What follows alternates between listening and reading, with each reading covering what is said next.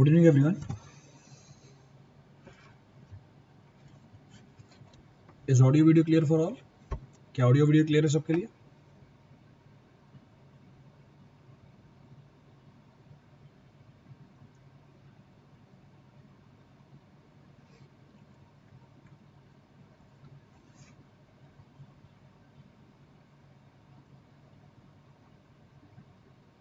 Audio video clear है. कल कहाँ तक डिस्कस कर लिया था हमने? What was the last point of discussion?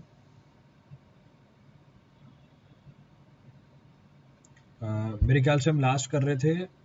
Last point of discussion was hydrometer analysis. हमने हाइड्रोमीटर की एनालिसिस कंप्लीट कर ली थी. So we are done with particle size distribution analysis, जो दो स्टेज में होती है. पहली है सीव एनालिसिस, दूसरी है सेडिमेंटेशन एनालिसिस. सीव एनालिसिस कंप्लीट कर ली थी हम. सेडिमेंटेशन एनालिसिस की बात कर रहे थे. इसको दो तरीके से कर सकते हैं, पिपेट मेथड से, हाइड्रोमीटर मेथड से. हमने पिपेट मेथड भी कवर कर लिया था, हाइड्रोमीटर मेथड भी कवर कर लिया था. हाइड्रोमीटर मेथड में लास्ट पॉइंट ऑफ हमारा डिस्कशन था साइज ऑफ द पार्टिकल कैसे निकालते हैं और परसेंटेज फाइनर कैसे निकालते हैं, how to find percentage finer. तो यहाँ तक की डिस्कशन हमने कल वाली क्लास में कर ली थी. अब हाइड्रोमीटर मेथड में जैसे हमने पिपेट मेथड के अंदर डिस्पर्सिंग एजेंट का करेक्शन लगाया था, जब हमने मास ऑफ सॉलिड कैलकुलेट किए थे पिपेट मेथड के अंदर, जो डिस्पर्सिंग एजेंट था उसका मास भी कैलकुलेट हो गया था उसमें, तो हमने उसको करेक्शन के फॉर्म में अप्लाई किया था. सेम चीज यहाँ पर भी है. Same analysis can be carried out here also. तो यहाँ पर भी बहुत सारे फैक्टर हैं जिसकी वजह से जो हमारी रीडिंग निकल के आती है हाइड्रोमीटर के ऊपर वो इनकरेक्ट होती है. So there are n number of factors because of which the hydrometer reading that we observe comes out to be incorrect. तो उन सारे फैक्टर्स को अकाउंट करने के लिए हम हाइड्रोमीटर की रीडिंग के ऊपर भी करेक्शन लगाते हैं. अब कौन कौन से करेक्शन लगाने पड़ जाते हैं हमें, उनकी डिस्कशन हम करेंगे. तो कल वाली सारी कंप्लीशन हो गई डिस्कशन की हमारी. बस जो आपकी हाइड्रोमीटर रीडिंग ली थी आपने, उस हाइड्रोमीटर रीडिंग के ऊपर कौन कौन से करेक्शन लगाने पड़ते हैं, क्यों लगाने पड़ते हैं, उनका नेचर क्या होता है, वो हम आज डिस्कस करेंगे. तो further continuation of hydrometer method, अगर हम फर्दर कंटिन्यू करें हाइड्रोमीटर मेथड के बारे में, so we talk about the further reference of hydrometer method. तो हम बोल सकते हैं the observed, it says the observed reduced hydrometer reading. So the observed reduced hydrometer readings are further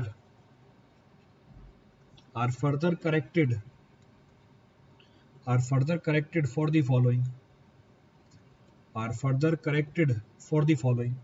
जो भी हमारी ऑब्जर्व्ड रिड्यूस्ड हाइड्रोमीटर रीडिंग थी उसको हम आगे और करेक्ट करते हैं. They are further corrected for the following. अब कौन कौन से करेक्शन लगते हैं उसके ऊपर, what are the correction being applied. पहला करेक्शन, तो first of the correction being applied is meniscus correction. अब क्या है मेनिस्कस करेक्शन, उसको समझने की कोशिश करते हैं. बाकी सारी जानकारी तो आप खुद ही बता दोगे. तो अगर मैं एनालाइज करूं हमारे पानी के सैंपल के अंदर सस्पेंशन है, सॉइल सस्पेंशन है वो, तो हमारे पानी का जो सैंपल होता है वो टर्बिड होता है. अवर वाटर सैंपल इज टर्बिड. अब क्योंकि हमारे पानी का सैंपल टर्बिड होता है, एक इशू निकल के आता है. क्या इशू निकल के आता है उसको समझने की कोशिश करते हैं. लेट सपोज ये हमारे हाइड्रोमीटर की स्टेम है. सो ये हमारे हाइड्रोमीटर की स्टेम है. मैं इसको स्ट्रेट लाइन के फॉर्म में बनाता हूँ. ये हमारे हाइड्रोमीटर की स्टेम है. I am showing only the stem of the hydrometer. तो ये हमारे हाइड्रोमीटर की स्टेम है, इसके ऊपर रीडिंग बनी हुई है. रीडिंग किसकी है, रिड्यूस हाइड्रोमीटर रीडिंग है. So these are reduce hydrometer reading. Moreover जैसे ही आप हाइड्रोमीटर को इंसर्ट करोगे सॉइल सस्पेंशन के अंदर, लेट सपोज ये हमारा जार है, this is our sedimentation jar, जिसके अंदर हमने हाइड्रोमीटर को इंसर्ट किया. अब इसके अंदर मेनिस्कस बनती है. सो मेनिस्कस इज फॉर्म्ड. अब मेनिस्कस फॉर्म करा के दिखाता हूँ. सो मेनिस्कस इज फॉर्म्ड, ये मेनिस्कस बनी. So this is how the meniscus is formed. तो ये हमारी मेनिस्कस फॉर्म हो गई. अब क्योंकि ये मेनिस्कस फॉर्म हो गई है, कर्वेचर आया है यहाँ पे, this curvature is being observed. मैं इस कर्वेचर को मैग्नीफाई करके दिखा रहा हूँ. I am magnifying this curvature. तो ये कर्वेचर को मैग्नीफाई करके दिखा दिया. अब क्योंकि हमारा पानी टर्बिड है, since our water sample is turbid, हम हमारी जो एक्चुअल रीडिंग है, ये हमारी एक्चुअल रीडिंग है. This is our actual reading जो हमें रीड करनी चाहिए. So this is our actual reading. ये हमारी हाइड्रोमीटर रीडिंग है जो हमें पढ़नी चाहिए. हम ऊपर वाली हाइड्रोमीटर रीडिंग को पढ़ पाते हैं, लेट सपोज RH डैश. तो ये हमारी एक्चुअल रीडिंग है, ये वो रीडिंग है जो हमने पढ़ी. अब हम नीचे वाली रीडिंग क्यों नहीं पढ़ पाते हैं, क्योंकि हमारे पानी का सैंपल होता है turbid. So because of the soil suspension, because of the presence of the soil solids in our suspension, our water sample is turbid. Hence, we are not able to read the correct value of the hydrometer reading. We are not able to observe the correct value of the hydrometer reading. तो मुझे तो meniscus का नीचे वाला level पढ़ना चाहिए, अब ये हमें पढ़ने में आता ही नहीं है, इसीलिए हम ऊपर वाला लेवल पढ़ पाते हैं या हम ऊपर वाला लेवल पढ़ लेते हैं। तो अगर आपने ऊपर वाली हाइड्रोमीटर रीडिंग को रीड किया, ये रीडिंग एक्चुअल से कम होगी या ज्यादा होगी? अगर आपको ऊपर वाली हाइड्रोमीटर रीडिंग दिखी, ये एक्चुअल से कम होगी या ज्यादा होगी? This will be less than actual और मोर देन एक्चुअल। तो आर एच डैश आपने ऑब्जर्व करी, आर एच एक्चुअल है, तो ये रीडिंग क्या आएगी? कम आएगी, क्योंकि हमारे हाइड्रोमीटर की स्केल के ऊपर रीडिंग ज्यादा कहाँ होती है? नीचे होती है। तो अगर आपने रीडिंग कम पढ़ ली, आप जो करेक्शन लगाओगे उससे रीडिंग ज्यादा आनी चाहिए, कम आनी चाहिए? आप जो करेक्शन लगाओगे उससे रीडिंग ज्यादा आनी चाहिए, कम आनी चाहिए? आप जो करेक्शन लगाओगे ऑब्जर्व्ड रीडिंग के ऊपर, उससे रीडिंग ज्यादा आनी चाहिए, कम आनी चाहिए? उससे रीडिंग ज्यादा आनी चाहिए। ज्यादा रीडिंग कब आएगी? जब ये करेक्शन क्या हो? पॉजिटिव हो। When this correction is positive, यानी मेनिस्कस करेक्शन हमेशा क्या होता है? पॉजिटिव होता है। तो आप ऑब्जर्व्ड हाइड्रोमीटर रीडिंग के ऊपर हमेशा पॉजिटिव मेनिस्कस करेक्शन लगाओगे। आप ऑब्जर्व्ड हाइड्रोमीटर रीडिंग के ऊपर हमेशा पॉजिटिव मेनिस्कस करेक्शन को अप्लाई करोगे। क्लियर है चीज? तो ये करेक्शन हमारे मेनिस्कस की फॉर्मेशन की वजह से हुआ। This correction is to be applied because of the formation of the meniscus. Clear है पूरी कहानी? Any of the point to be referred from this now? कोई सा पॉइंट रिपीट करना हो किसी के लिए इसमें से? चलिए आगे बढ़ते हैं। दूसरा करेक्शन है डिस्पर्सिंग। एजेंट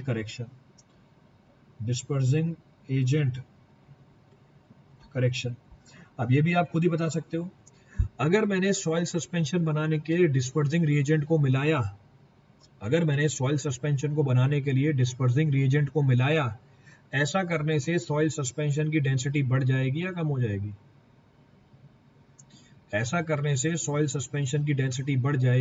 जाएगी? अगर मैंने सॉइल का सस्पेंशन बनाने के लिए डिस्पर्सिंग एजेंट को मिलाया, हमारे सॉइल सस्पेंशन की डेंसिटी बढ़ जाएगी या कम हो जाएगी? कम हो जाएगी। अच्छा, कैसे कम हो जाएगी, जरा रीजन बताना। How it will reduce? तो मैंने पानी का सैंपल लिया, इसकी डेंसिटी है रो, मैंने इसके अंदर सॉलिड डाल दिए, अब डेंसिटी हो गई रो डैश। पहले तो ये बताओ रो डैश और रो में क्या रिलेशनशिप होगी? मैंने पानी का सैंपल लिया, पानी के सैंपल की डेंसिटी है रो, फिर मैंने इसके अंदर सॉलिड मिला दिए, सस्पेंशन बन गया, तो ये सॉइल सस्पेंशन बना। तो सॉइल सस्पेंशन की डेंसिटी पानी की डेंसिटी से ज्यादा मिलेगी या कम मिलेगी? सस्पेंशन की डेंसिटी पानी की डेंसिटी से ज्यादा निकल के आएगी। अब आपने इसके अंदर डिस्पर्सिंग रिएजेंट भी मिला दिया, आपने एक और चीज मिला दी इसके अंदर, तो अब जो डेंसिटी निकल के आएगी वो सस्पेंशन की डेंसिटी से भी ज्यादा निकल के आएगी। It will come out to be more than that. तो डिस्पर्सिंग रिएजेंट मेरे सस्पेंशन की डेंसिटी क्या कर देगा? बढ़ा देगा। अगर डेंसिटी बढ़ जाएगी कमेंट अपॉन इट्स वॉल्यूम, अगर डेंसिटी बढ़ जाएगी कमेंट अपॉन इट्स वॉल्यूम, अगर डेंसिटी बढ़ जाएगी कमेंट अपॉन इट्स वॉल्यूम, अगर डेंसिटी बढ़ जाएगी तो comment upon its volume. Volume बढ़ जाएगा या कम हो जाएगा? वॉल्यूम कम हो जाएगा, तो सेम मास के लिए वॉल्यूम क्या मिलेगा आपको? कम मिलेगा। अगर वॉल्यूम कम हो गया comment upon the level of the water, अगर वॉल्यूम कम हो गया comment upon the level of the suspension in the jar. अगर वॉल्यूम कम हो गया तो जो हमारा लेवल है सस्पेंशन का वो क्या मिलेगा आपको? कम मिलेगा। लेवल का सस्पेंशन कम मिलेगा, तो आपने बड़ी रीडिंग रीड कर ली है, छोटी रीडिंग रीड कर ली? अगर सस्पेंशन का लेवल कम हो जाएगा तो आपने बड़ी रीडिंग को रीड कर लिया है, छोटी रीडिंग को रीड कर लिया? अगर सस्पेंशन का लेवल फॉल कर गया, हमने बड़ी रीडिंग को रीड कर लिया है, छोटी रीडिंग को? इसका मतलब एक्चुअल हाइड्रोमीटर रीडिंग लगाने के लिए मुझे जो करेक्शन लगाना पड़ेगा वो क्या होगा? वो नेगेटिव होगा। तो डिस्पर्सिंग एजेंट करेक्शन हमेशा क्या होता है? नेगेटिव होता है।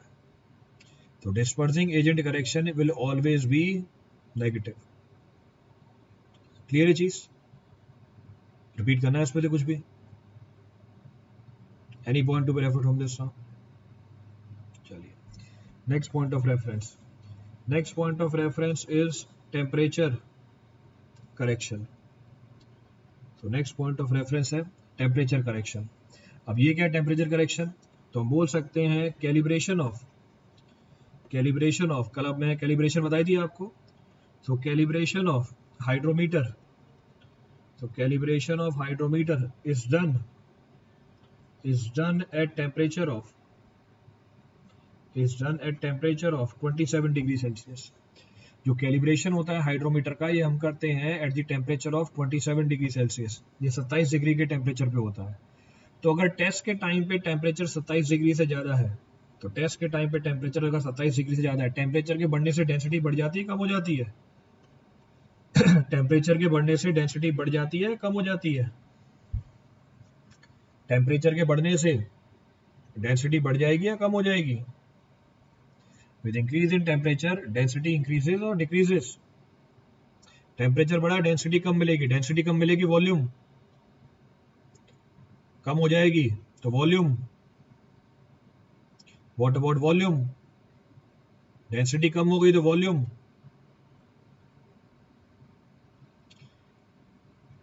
वॉल्यूम मोर तो पानी का लेवल, वॉल्यूम मोर तो पानी का लेवल वॉल्यूम बढ़ जाएगा, पानी का लेवल बढ़ जाएगा, पानी का लेवल बढ़ जाएगा, बड़ी रीडिंग मिलेगी छोटी रीडिंग मिलेगी?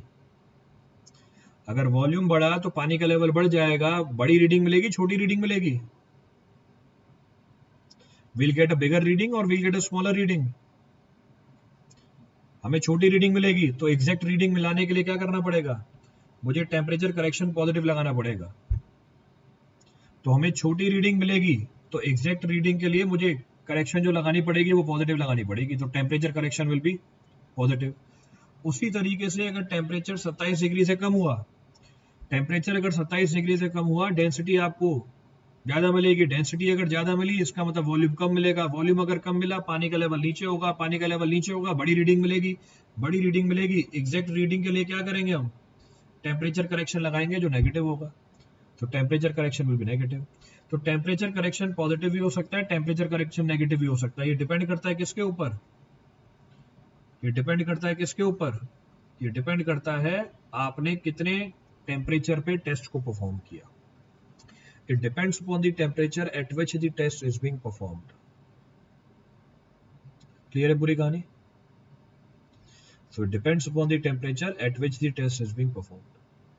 तो ये तीन करेक्शन लगते हैं आपकी रिड्यूस हाइड्रोमीटर रीडिंग के ऊपर। पहला मेनिस्कस करेक्शन, दूसरा टेम्परेचर करेक्शन, तीसरा डिस्पर्सिंग एजेंट करेक्शन। अब हम तीनों करेक्शन को एक साथ भी जोड़ सकते हैं, उसको हम बोल देते हैं कॉम्पोजिट करेक्शन।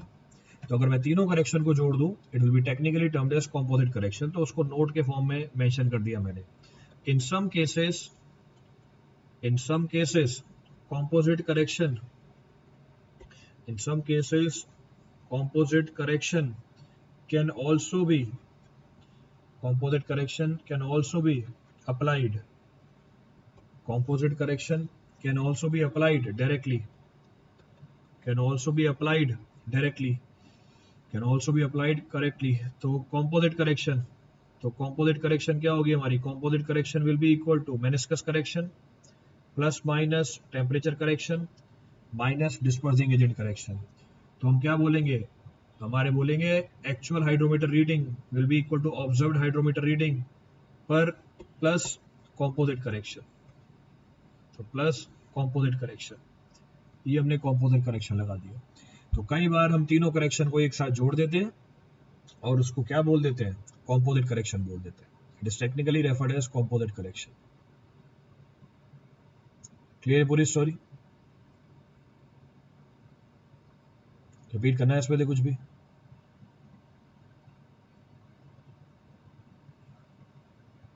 कोई सा पॉइंट रिपीट करना उसमें से? तो अब जाके हमारी पूरी हाइड्रोमीटर एनालिसिस कंप्लीट हो गई है। Now we are done with the complete hydrometer analysis.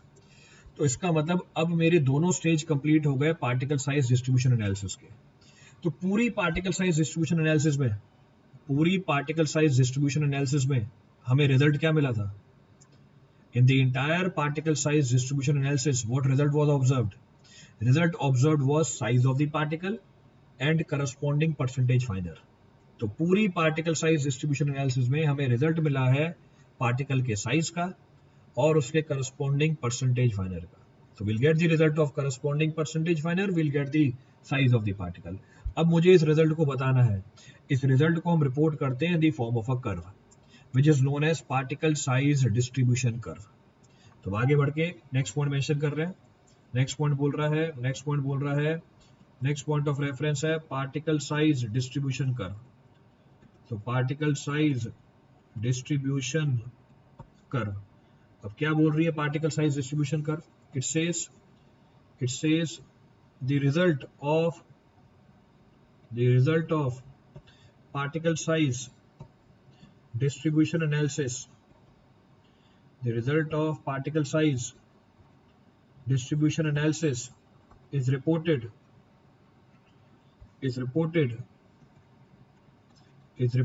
in the form of a curve termed as particle size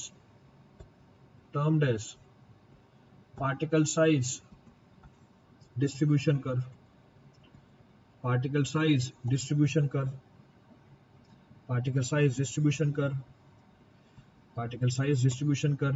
in which percentage finder is marked on y-axis. Percentage finder is marked on y-axis. So percentage finder is marked on y-axis and size of particle is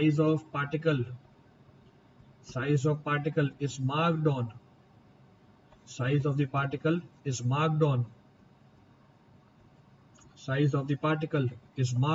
x-axis. Size of the particle is marked on x-axis on log scale, and the size of the particle is marked on x-axis on log scale. अब इसको बना के भी दिखा देता हूं मैं आपको. बनाने से पहले अगर थोड़ी बहुत रेफरेंस और निकाले. थोड़ी बहुत रेफरेंस और क्या बोल रही है? नेक्स्ट पॉइंट बोल रही है this curve helps in analyzing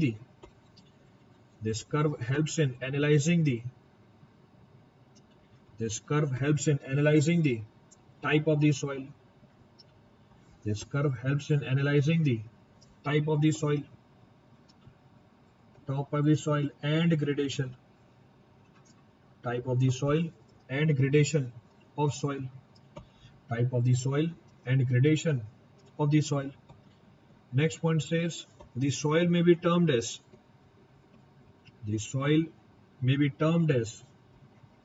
well graded.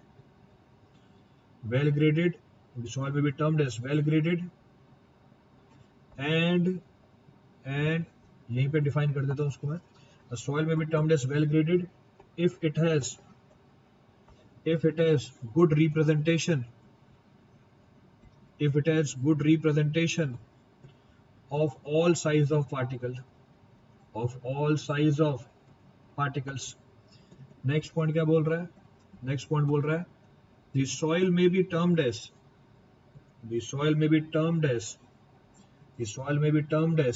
poorly graded. The soil may be termed as poorly graded if it has excess of certain size of particle,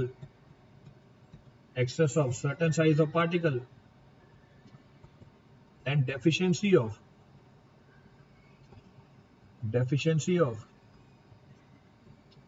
other size of particle, and if it has all the particles almost of same size,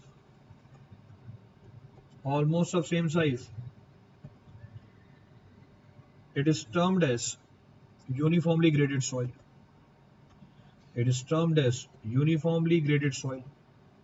इसको हम uniformly graded soil बोल देते हैं. और last बोल रहा है if certain size of particles are missing, if certain size of particles are missing,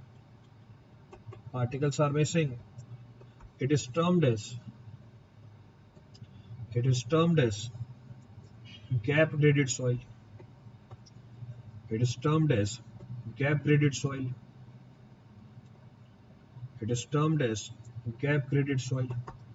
चलिए देखिए पूरी कहानी क्या लिखी है, रेफर द एंटायर स्टोरी। तो अब जो भी रिजल्ट निकल के आया हमारे पार्टिकल साइज डिस्ट्रीब्यूशन एनालिसिस का, अब उसको हम रिपोर्ट करते हैं कर्व के फॉर्म में, उसको हम बोलते हैं पार्टिकल साइज डिस्ट्रीब्यूशन कर्व। अब ये पार्टिकल साइज डिस्ट्रीब्यूशन कर्व दो पैरामीटर के बीच में है, एक है हमारा परसेंटेज फाइनर, दूसरा है हमारा size of the particle. Percentage फाइनर को हम मार्क करते हैं वाई एक्सिस पे ऑन अरिथमेटिक स्केल, और साइज को हम मार्क करते हैं एक्स एक्सिस पे ऑन लॉग स्केल। क्यों लॉग स्केल लगाई जाती है, मैंने आपको बहुत बार पहले ही बता रखा है अलग अलग सब्जेक्ट्स के अंदर। लॉग स्केल पे हम इसलिए अप्लाई करते हैं क्योंकि जो रेंज है साइज की, वो बहुत ही वाइड है। तो जब भी हमारे पैरामीटर की रेंज बहुत वाइड हो जाती है, उसको समझने के लिए उसको लॉग स्केल पे डाल दिया जाता है।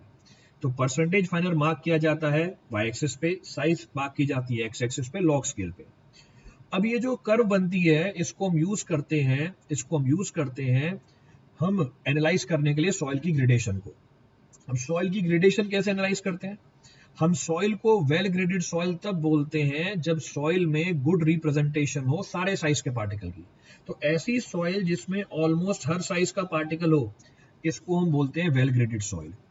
लेट सपोज अगर कोई सॉइल ऐसी है जिसमें एक साइज के पार्टिकल ज्यादा है या एक साइज के पार्टिकल की डेफिशिएंसी है, इसको बोला जाता है पुअरली ग्रेडेड सॉइल। जैसे एग्जांपल, एक साइज के पार्टिकल ज्यादा है और दूसरे साइज के पार्टिकल की डेफिशिएंसी है, तो ये हमारी सॉइल है, तो इसको बोला जाएगा, this will be technically termed as poorly graded soil. पर अगर सॉइल ऐसी है हमारी जिसमें ऑलमोस्ट सारे पार्टिकल सेम साइज के हैं, तो अगर सारे पार्टिकल सेम साइज के, इसको हम बोल देंगे यूनिफॉर्मली ग्रेडेड सॉइल। मैं फिर से रिपीट कर रहा हूं, अगर हमारी सॉइल ऐसी है जिसमें ऑलमोस्ट हर साइज का पार्टिकल है, हम इसको बोलेंगे वेल ग्रेडेड सॉइल। अगर हमारी सॉइल ऐसी है जिसमें एक साइज के पार्टिकल की एक्सेस है, एक साइज के पार्टिकल की डेफिशिएंसी है, इसको हम बोलते हैं पुअरली ग्रेडेड सॉइल। अगर हमारी सॉइल ऐसी है जिसमें सारे पार्टिकल ऑलमोस्ट सेम साइज के हैं, इसको हम बोलते हैं यूनिफॉर्मली ग्रेडेड सॉइल। अगर हमारी सॉइल ऐसी है जिसमें कुछ पार्टिकल्स मिसिंग हैं, तो अगर हमारी सॉइल ऐसी है जिसमें कुछ पार्टिकल मिसिंग है, जैसे एग्जांपल, तो अगर हमारी सॉइल ऐसी है जिसमें कुछ पार्टिकल मिसिंग है, तो कुछ पार्टिकल मिसिंग हो गए, तो ये वाले पार्टिकल मिसिंग है, this will be termed age gap graded soil, तो इसको हम बोल देंगे गैप ग्रेडेड सॉइल। तो हम जो ग्रेडेशन है सॉइल की उसको चार पार्ट में क्लासिफाई कर देते हैं, well graded, poorly graded, uniformly graded and gap graded. अब इन चारों में से कोई सा पॉइंट रिपीट करना हो आपको, any point to be referred from this for anyone.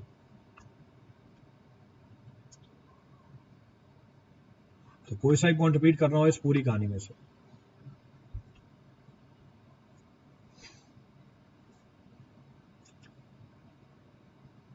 Suitable for all types of soil, particle size distribution curve suitable होती है सारे टाइप ऑफ सॉइल के लिए। हाँ, पार्टिकल साइज डिस्ट्रीब्यूशन कर्व आप हर सॉइल के लिए बना सकते हो, पर उसको हम यूज करते हैं कोर्स ग्रेन्ड सॉइल के लिए जनरली। बाकी आप किसी भी साइज ऑफ पार्टिकल के लिए बना सकते हो। पार्टिकल साइज डिस्ट्रीब्यूशन कर्व तो आपने सारे पार्टिकल्स के लिए कर रखा है ना, for course grand also, for fine grand also. Poorly graded और यूनिफॉर्मली ग्रेडेड में डिफरेंस अभी तो बताया, पीछे डायग्राम भी बना के दिखाया हुआ है। पुअरली ग्रेडेड का मतलब एक साइज के पार्टिकल की एक्सेस है, दूसरे साइज के पार्टिकल की डेफिशिएंसी है। पर यूनिफॉर्मली ग्रेडेड का मतलब सारे पार्टिकल ऑलमोस्ट सेम साइज के हैं, इसलिए डायग्राम भी बना के दिया है आपको साफ।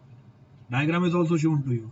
तो पहली हर साइज का पार्टिकल है वेल ग्रेडेड, दूसरे में एक साइज के पार्टिकल की एक्सेस है और कुछ साइज के पार्टिकल्स की डेफिशिएंसी है, पुअरली ग्रेडेड।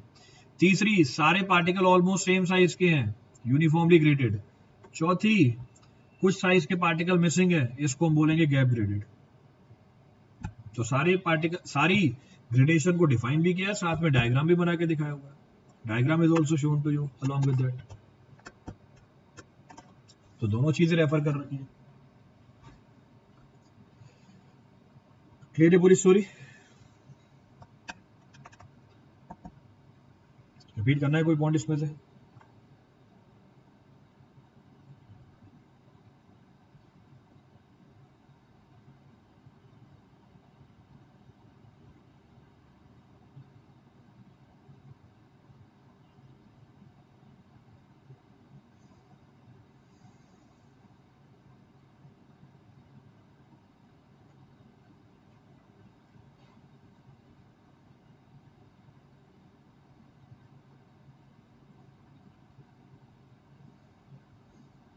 क्या हो गया, ये हैंग क्यों हो गया?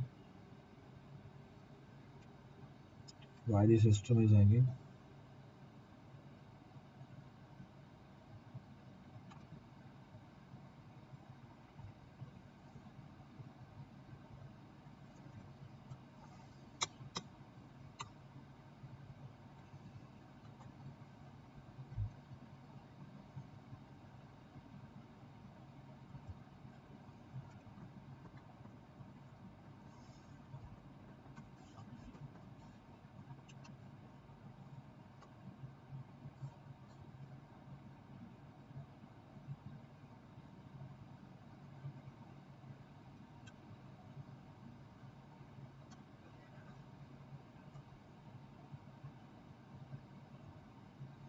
एक बार ऑन ऑफ कर दूं? We can't wait, we can wait. On off तो कर ही रहा हूँ, पर चले तो सही, पूरा सिस्टम बंद हो गया। यूट्यूब में हमेशा ही दिक्कत रहती है।